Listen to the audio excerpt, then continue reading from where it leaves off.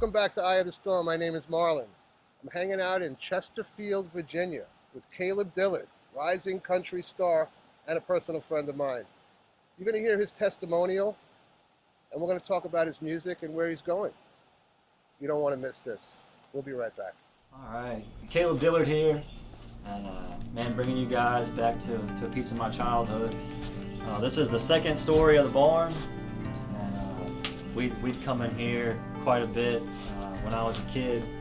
Me and my buddies would come in here and build hay tunnels and hay forts, and pissed my dad off pretty well. He'd be coming up in here, couldn't grab anything, but man, I got a lot of memories tied up in here as I went, from adolescence to building the hay forts and hanging out with friends up here. Where there were also some not so great decisions made in this barn. I brought the camera crew in here, and we've got some Miller Lite boxes, and we would do drinking games with the dartboards, and I had a few buddies get sick right there at the doorway, and just making poor decisions, and that this barn is a piece of me. It's where I grew up, so it's cool to stand in here and remember days when I was younger, when I was a kid, and then days when we were up here, not using the space for the greatest stuff, and then now just sitting back with a clear head and being up here, kind of just looking back. Spent a lot of time here, and then I went off to college, and I would say that's where I really lost myself in the grand scheme of things. I had a lung surgery go on my junior year of college, and I was already partying and hanging out with friends quite a bit. And then once I got through my lung surgeries and stuff like that, I was given pain pills, morphine, Percocets, and when I got back with my buddies, I'm recovering from surgery, and I'm taking my medicine like I'm supposed to, and then your buddy cracks you a beer on a Friday night. You're drinking while you're taking pain pills, and it was just something that would kind of roller coast off into effect, and then I would get a little bit better, and then upon graduation I worked for a company that was pretty demanding, and I wasn't happy working with them. So the substance abuse, the drinking, the smoking constantly, cocaine, pills, sleeping medication, anything that I could alter my state to where I wasn't feeling like I was in the current situation I was in. Welcome back to Eye of the Storm. My name is Marlon, hanging out with Caleb Dillard on this beautiful farm. Yes. I mean, if you just take a look around, this is where God is. Amen. Hey, Caleb, want to play a little song for us? Absolutely. All right, let's get busy.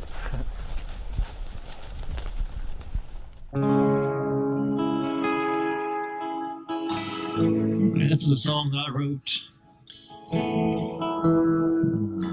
I wrote this song about my mom.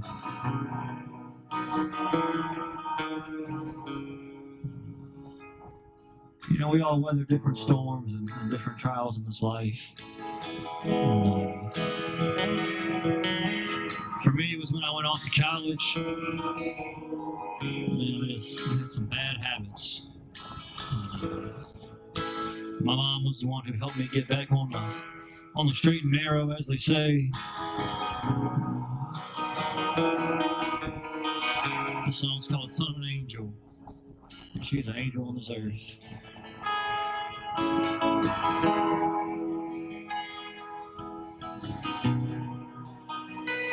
She's got a halo over her head, which she bows every night for bed.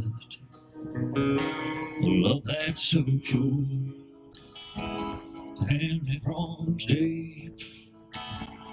She's clothed in strength and dignity, but the son of an angel does no right time as he faints, his demons sworn at his door. They cry more, more, more. Well, it makes her heart sink, and he knows it as he wishes he could change, as Christ his Lord on his knees. Oh, he cries, please deliver me, the son of an angel.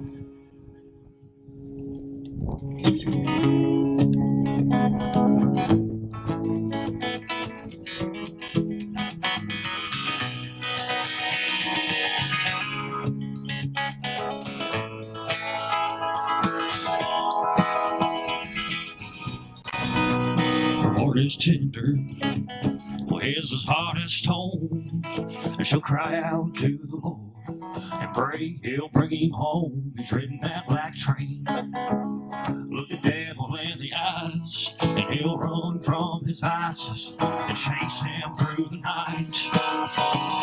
'Cause the son of an angel does no right, and idle time as he faints, his demons sworn at his door, and they cry more, more, more.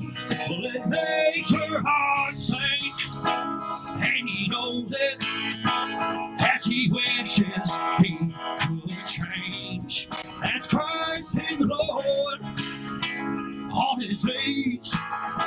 Oh, he cries, please deliver me, the son of an angel.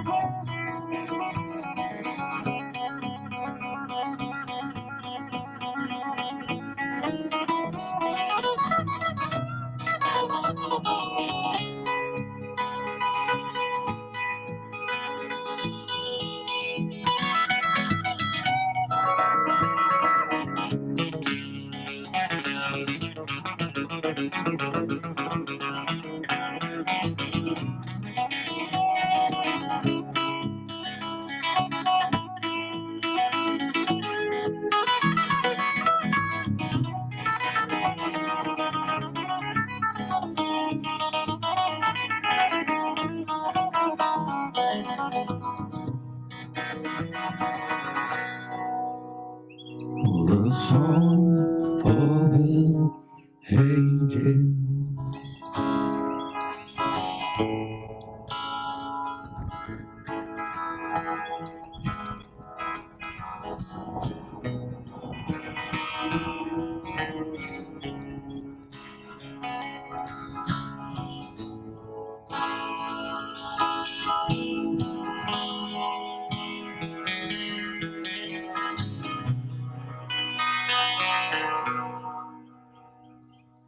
The song of an angel.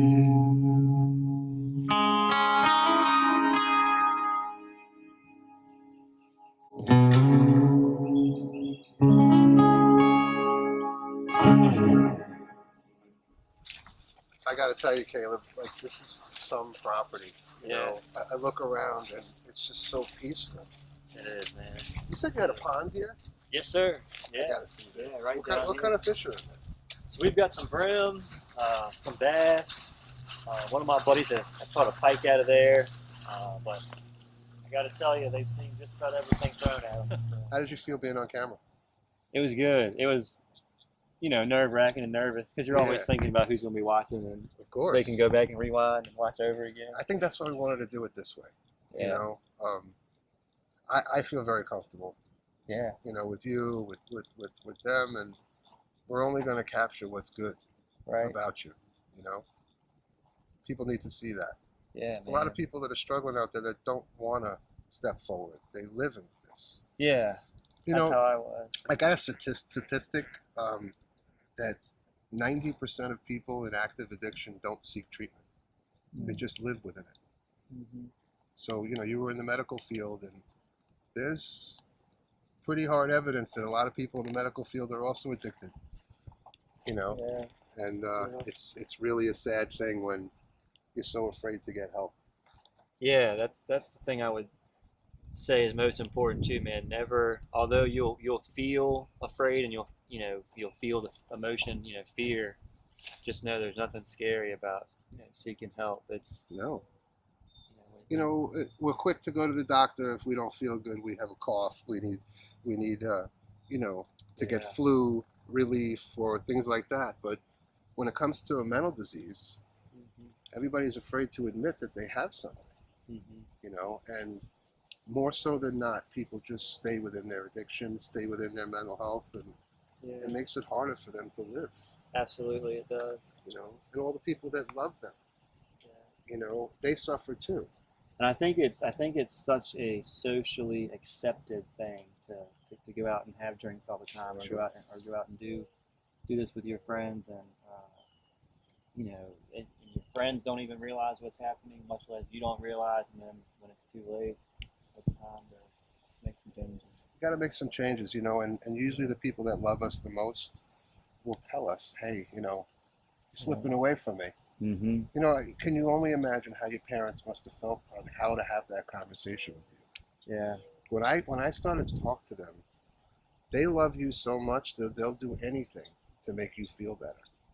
Like as a parent, you'll knock down a wall just to make your child well, Oh yeah. you know, and as much as you might have think you suffered through that, they suffered just as much. Yeah. And that's You know?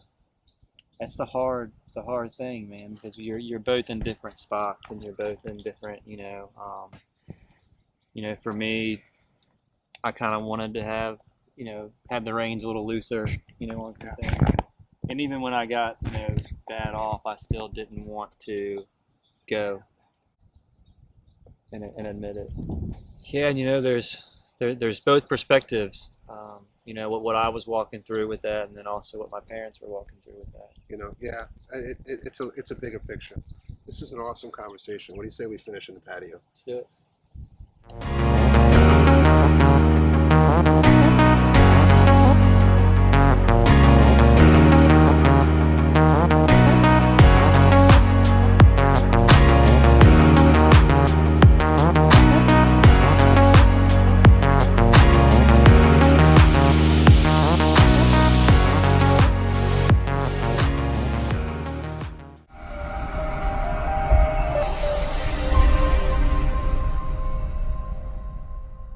We're gonna come back with Aquila, and she runs our kitchen, and she's gonna allow me to cook a meal with her.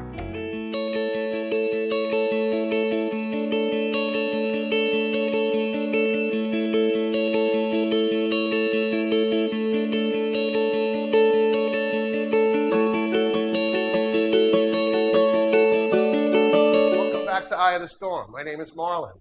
We're filming on location at Bracebridge Hall, and now I'm in the kitchen, cooking with Aquila. You don't want to miss this one. We'll be right back. Welcome to Eye of the Storm. My name is Marlon, and I'll be your host, and we're filming on location at Recovery Centers of America at Lighthouse.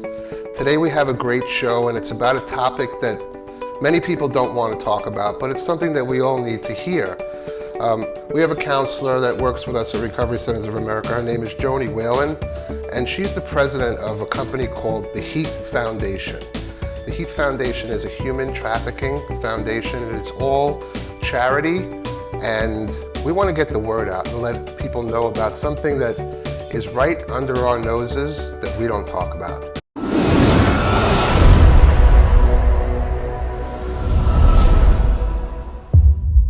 My name is Marlon, and welcome to Eye of the Storm. We're filming on location at the Spanish Community Center in Atlantic City. The Spanish Community Center in Atlantic City has a multi-service Community Center for mental health counseling, parenting, HIV prevention and education, emergency food pantry, clothing closet, after-school programs with tutoring, and so many resources available for people who don't have. And this is something that's very, very, very special to me, because if you have resources, it's very easy to access. You can go to any doctor that you like, you can go to any hospital that you like, but if you don't have those resources or the proper insurance to get those resources, what do you do? And this is what the Spanish Community Center is all about. It's people helping people. And this is something that's very touching to me. Welcome back to Eye of the Storm. My name is Marlon. I'm sitting with Caleb Dillard. This farm is unbelievable. I mean, as a city boy, driving into this is a very foreign place, but I'm so glad that you had us out. Man, I'm so glad you're here, Marlon. It's so nice to see you this way. Yes. Instead of when I first met you, you know. No kidding. And I believe that, you know, we meet people for a reason, you know, and everybody enters our life for a reason, and we need to know how to harness that, right? Yeah. So I have several conversations with people about open doors, that God opens doors for us all the time, right? We just got to know what door to walk through. And you walked through the door that entered my life and started your own. So I want to talk to you about when you came in to RCA, the Capital Region, and the way that you felt when you walked in. Because I remember our first encounter when you walked into my office and you said to me, I'm not doing this. Yeah, You know, I'm not doing this. My parents made me do this. I want to go home. It started from the first day. You know, can you tell me how you felt? Yeah, I mean, I did not want to be there. You know, substance abuse was something I was struggling with, and me and my family had talked about it. When I walked through there, you know, for me, it stripped me of my freedom, my pride, kind of felt like I was, you know, giving up in a way, and I felt defeated. You know, I didn't want to be there, and you know, man, just overwhelmed. You know, Sure. It's a foreign place. You know, you're not in your own bed anymore. Yeah. But you know, I remember certain lines. I'm not like everybody else. Why do I have to be here? Right. You know, I have a place to be. You know, why do I have to be here? Why can't you call my father and have him pick me up?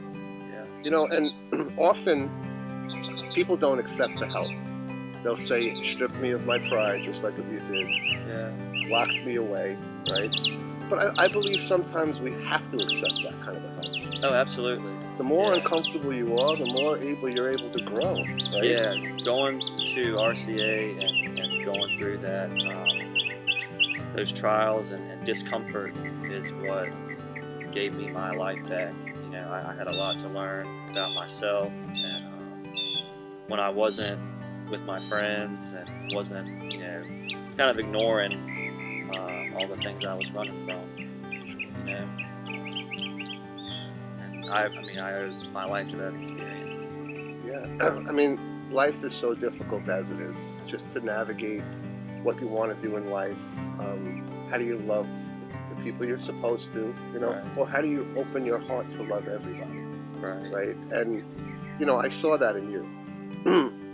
When you came in, I saw this little boy who was dying for everybody to see him for who he wanted to be. And, you know, in a man's body, but not sure of what you want to do. You said you graduated college. Yes, yeah, I graduated with a 4-year bachelor degree, went to Liberty University, exercise physiology and a minor in business.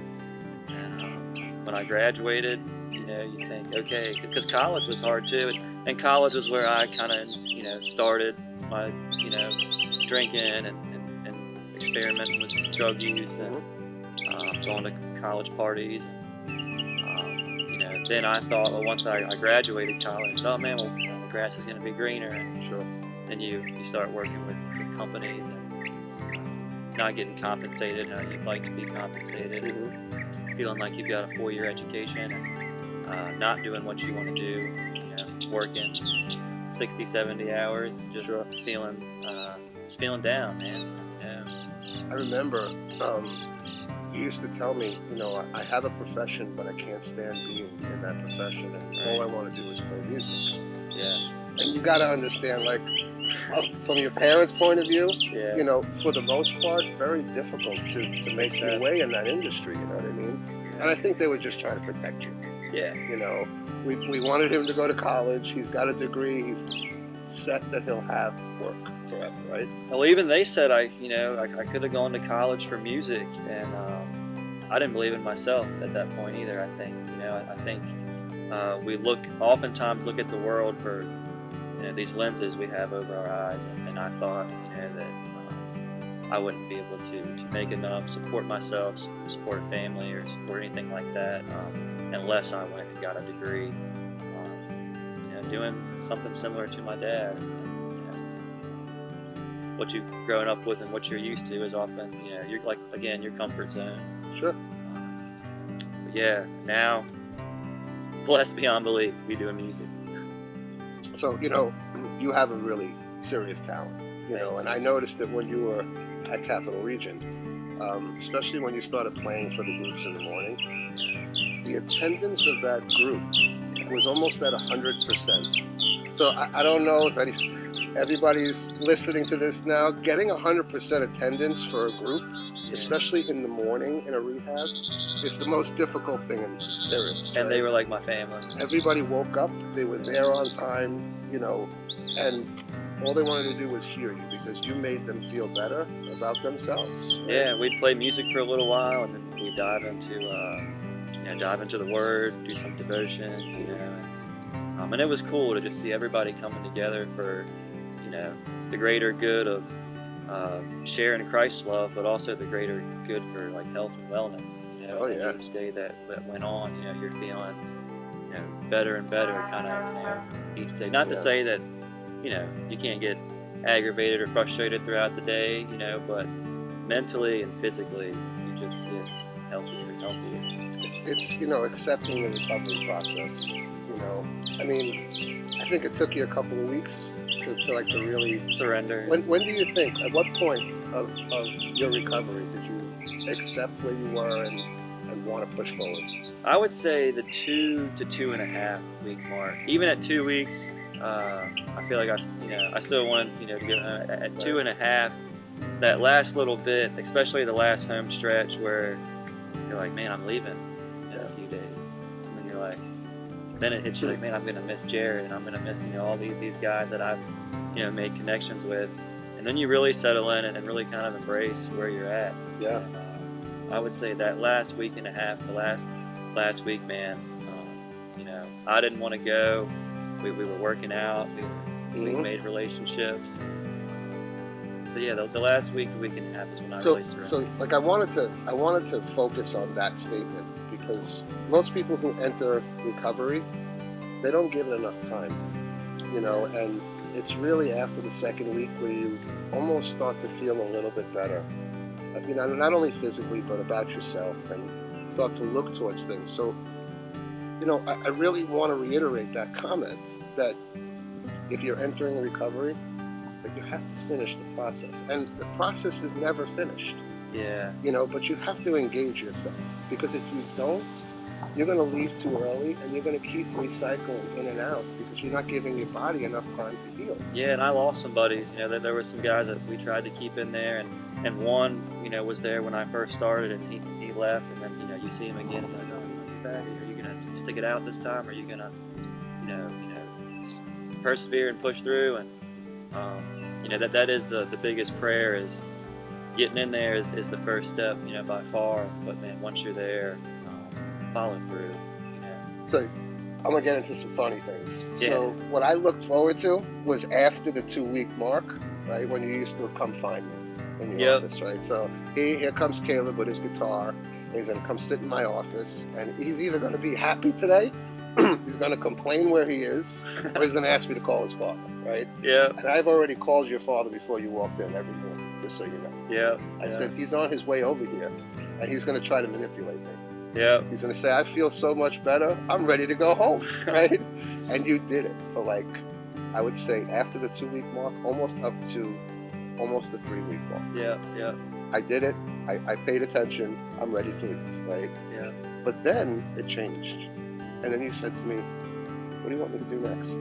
yeah, You know, and for someone who's just trying to guide you towards the help, it's the greatest thing we could hear. yeah. You know, because the fight is gone. You know, you Yeah. let your guard down, and you said, okay, my name is Caleb, and I got a problem. And if I don't start listening, this problem is going to continue. Yeah, Right? yeah, for sure. You know, and one thing that you did, you never labeled yourself. You just said, I'm struggling. I'm going to get through this. You know, and, you know, Pastor Eric said something to me this morning that really resonated. And it's, you have the power through your tongue to get where you need to go. So if you're saying that I can, I will, I am, you will. Right. If you keep saying I can't, no one wants me, I'm a disaster, you'll always be that way. You know, and you didn't do that. So, you know, I would call your family, and when that happened, I wouldn't call your father, I would call your mother. Yeah. Like I knew who to call for what, Right. Because everybody has a different emotion with this. Right. And how did you feel about what your family was going through? Man, well, they had so many mixed emotions. I mean, you know, my mom was hurting because I was hurting, and I would call and be frustrated, but then she was overjoyed that I was seeking treatment. And, you know, so there's so much of just influx of emotions, you know. And, you know, when I really started getting better was when, man, I'll never forget, you know, when I walked through the door and my mom just came out and hugged me. You know, it was like a roller coaster ride like this, man, but at the end, to have them together and be mentally, you know, not foggy or hazy or, you know, it was just incredible. You know, the song that you wrote for your mom really showed them how you feel. You know, and I spoke to them about that also. And they listened to it and listened to it and listened to it. It's the words that you wrote, and they know that it was directed right at your mom. You know, and they are unbelievable. She is, just man. incredible She people. is. I got along with them immediately. You know, and all they wanted was good for you. They want the best for me. And look at what you're doing. You know, I am so proud to just be part of this process because I knew when I met you there was more for you. I didn't know if I would have any involvement in this after you left, but I'm so happy that you kept in touch. Oh man. That you allowed us to come in, you know, and just be in this beautiful place. Yeah. I mean, growing up here, I mean, this is just a New Yorker. When I walked in here, Yeah. I didn't even know where to go first. Right. You know, Yeah. I didn't even know what to think. But you know, this place is you. Right. You know, and your family. Yeah. And it's a beautiful thing. It really is. I mean, for someone just walking in, you could feel it. Yeah. You know? Yeah. No, it's nice. It's nice. Yeah. Like I wanted to thank you for just allowing me to stay close. Yeah. Because every time I talk to you, it's just a new blessing. Yeah. It's a You breath know? of fresh air, It and really it is. reminds me and, you know, humbles me back to those days when I wasn't living the best. So if you can, when you talk to me, don't remind yourself of anything bad. Yeah. Remind yourself of you taking control of your life and you saying, I am, I can, and I will. And that's how you met me. Yep. Like I believe God opens doors, like we talked about when we first started. Yeah. Like this door I was supposed to walk through and I was supposed to meet you, and it's not by chance. No. I No. just Absolutely don't not. believe that. No. And this is coming from someone who did not know how to believe before. Right. All I did was give. Yeah. I didn't know what I was doing. I always thought that I'm supposed to, but I Yeah. never really understood what was being said to me on a daily basis. Right. And then I meet people like you, and it reminds me of what I'm supposed to do. So just as much as you feel I helped you, you helped me. Thank you, Marlon. You know, and it's every connection that we make, we have to embrace because it's not a coincidence. No, it's not. You know, and one thing I wanted to touch on while I'm with you is, you know, there's such a bigger picture at play. You know, and now that I'm in music, I'm still approached with a lot of the same stuff that was going on in college. And if I wouldn't have left college and gotten into working in the OR and doing everything I was doing and struggling with substance abuse, and then fully surrendering and walking through the recovery process, there's no way I could be doing what I'm doing today. And I feel like I've got my life back. I've got music and something to live for, and I would not have that if it wasn't for RCA. So you would have, because you're the one who put in the work. Yeah. For everybody out there who's seeking recovery, it's you that does it. It's you that accepts that there might be something that you want to change in your life, So if you're listening out there, it's not someone else that gets the recovery for you. It's you reclaiming your life. We're just a vessel for you to find the help. Like, I look at myself as just a vessel, and I'm so appreciative that I am that vessel. Right? Because like I said, you helped me as much as I helped you. So I want to thank you. Man, thank you, Marlon. I never thought that this would be what this is, but God's got a plan. Yeah, praise God. God's got a plan. And for my friends back in New York, me talking like this might seem foreign to them. Right. But me leaving New York and being able to accept all of this has opened my heart as well. Right. So I think we all evolve every day. Hey, and there's we more do. for you coming. I know it. I know it. So, if there's anything that you want to say to anybody out there, what would it be?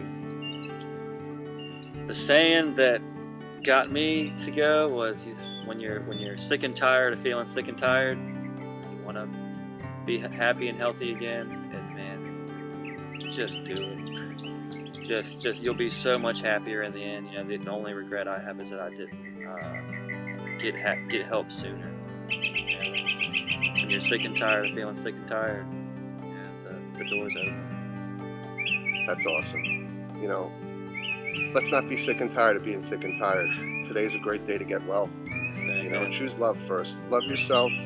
Open your mind up to any possibility that you could think of, and you too can find salvation. Everybody get involved in your own life, because if you don't get involved, the phone's not going to ring and say, hey, it's time for me to heal you. You have to take that first step. Yeah, the initiative is the first part. It really is. And you got everybody out there who's listening, you're worth it. Just try.